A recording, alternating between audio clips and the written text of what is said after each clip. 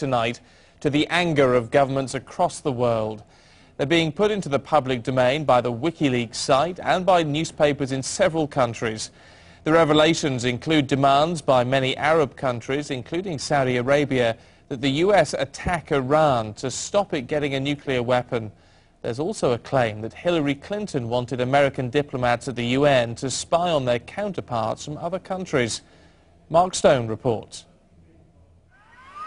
The leak is unprecedented, the range quite extraordinary, and this represents just the first batch. Some are no more than embarrassing, others go to the heart of government policy, and not just the US government. There are within these private diplomatic cables hints at how governments across the globe conduct themselves. There is, frankly, no obvious place to begin, such is the scale. But the institution that represents global diplomacy is perhaps appropriate. This is, we're told, a classified directive issued by Secretary of State Hillary Clinton in 2009. It's marked No Foreign, which means no foreigners are permitted to see it. It asks US diplomats at the UN to gather forensic technical details on their counterparts within the same building. They're being asked to collate credit card account numbers, even frequent flyer numbers. It even asks for details on the Secretary-General of the UN's management and decision-making style and influence. That, it's being claimed tonight, is spying, not done at the UN. Another cable relates to Saudi Arabia. It's claimed the Saudi king repeatedly called for America to act on Iran's nuclear capability. This is dated April 2008. It talks of King Abdullah's frequent exhortations to the US to attack Iran. Cut the head off the snake, it reads. We may have known Saudi Arabia's view on Iran, but this is in black and white and will do nothing to Saudi-Iranian relations. There have long been suggestions that the Americans have been less than impressed with British efforts and strategy in Afghanistan. Publicly, Washington has denied them, insisting they are happy with the Helmand operation. But among these cables, we're told, are suggestions from some American officials that there were concerns of the way the Brits were doing things. Damaging stuff too about Yemen. Airstrikes in the country is not news, but the revelation, if true, that the US and Yemen agreed to pretend that drone strikes on Al-Qaeda targets were carried out by Yemeni planes, when in fact they were done by the Americans, is big news. How will Yemen explain that internally? Some are less serious but still uncomfortable, and for the UK too.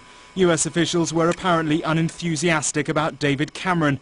There are suggestions of inappropriate behaviour by a member of Britain's royal family. No more details on that have yet been released. The consequences of all this will take days, weeks to become clear. Ambassadors, the authors of many of these, will find their positions untenable. Government diplomacy and damage limitation around the world is right now in overdrive. Mark Stone, Sky News. Let's talk to our Foreign Affairs editor, Tim Marshall, who's here. And is there a real possibility that these revelations could have a very negative, very destabilising effect in some countries?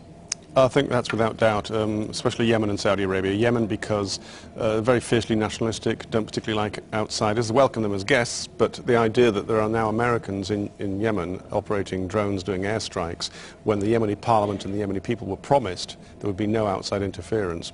That'll go down pretty badly in Yemen. It's a very, very unstable country to begin with.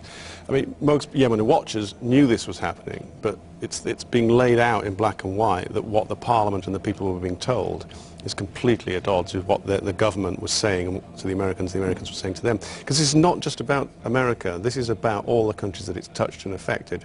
Saudi Arabia is the other great example because it has a 20% minority who are Shia. Now, the Iranians are Shia. And now here we have the head of Saudi Arabia suggesting that the best thing to do would be go and bomb Iran. And 3 other Gulf states are back them up in this. And again, it's something that Middle East watchers knew about, but to see it out there when in fact publicly their populations are told that we love our Muslim brothers across the Gulf in Iran and we welcome them and all this, whereas in fact the leaders are actually saying, you know what, we need to go and bomb them, we need to cut the head off the snake.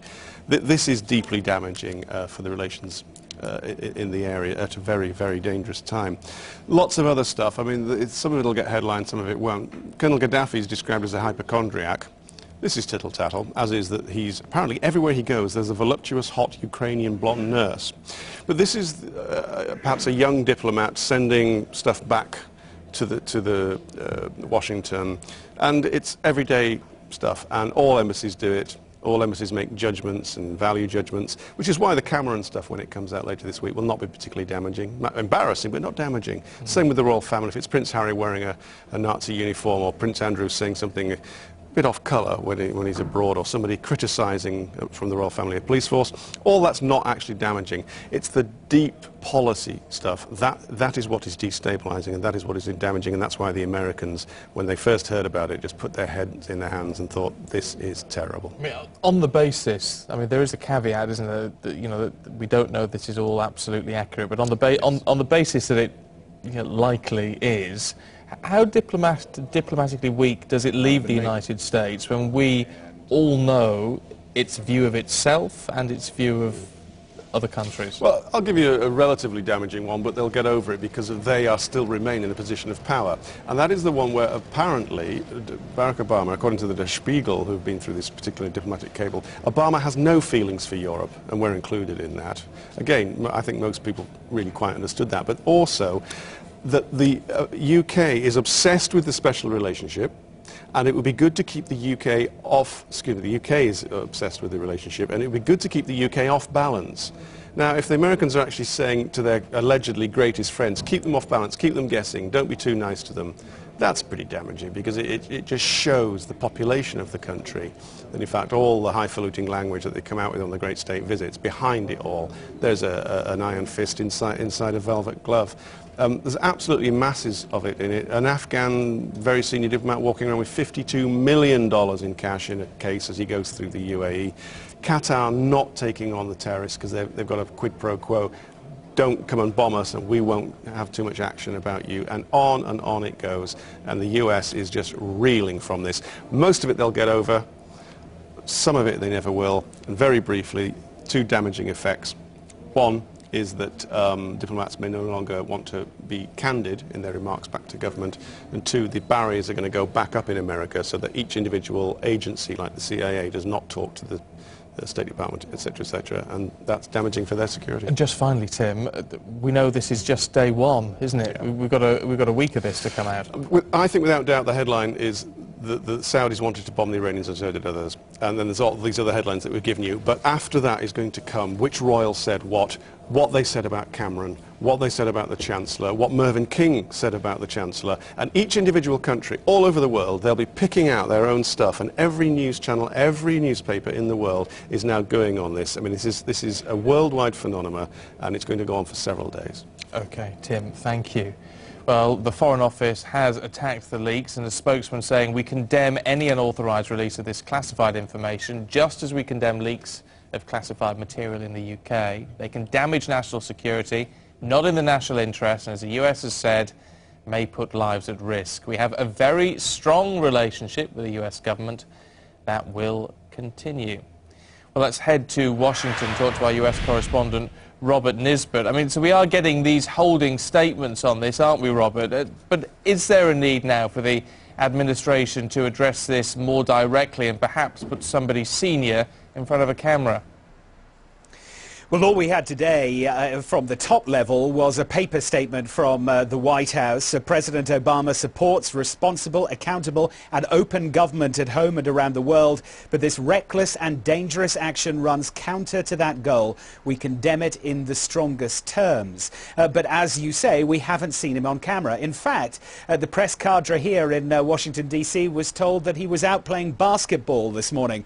And I don't know whether that was a stated intent by the Obama administration to show that he was pretty relaxed about this, while obviously understanding the potential dangers that lay beneath. What we do know is tomorrow we are going to see Hillary Clinton leave for an official visit to Central Asia and the Middle East.